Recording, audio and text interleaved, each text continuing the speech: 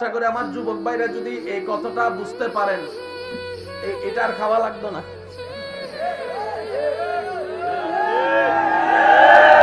গাছতলায় যাইয়া এটা আর খাওয়া লাগতো না। দুঃখ বলার জন্য দুয়া তোলা লাগতো না। সেকা খাইয়া বেকা হইয়া ফাঁসিতে ঝোলা লাগবে না। ইসলামের সবকিছুর সমাধান আছে না নাই? বুঝতে পারি নাই, বুঝাইতে পারি নাই, ব্যর্থতা আমাদের। ইসলামের কোনো ব্যর্থতা। এবার বলেন, সবচাইতে বড় রোগের নাম কি? ডায়াবেটিস না টেনশন? জোরে কয় না, জোরে কয় না। ডায়াবেটিসে কষ্ট পাইয়া কেউ সুইসাইড করছে?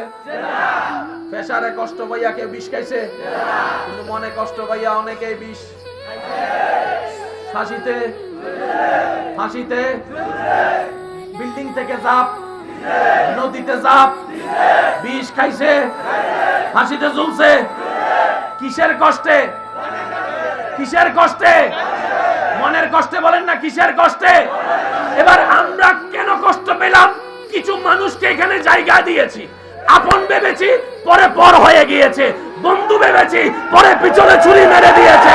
বুকে টেনে নিয়েছি, পিছনে লাথি মেরে দিয়েছে। কোথায় রাখলাম? মনে রেখেছি, তাই তো মনে আঘাত পেয়েছি।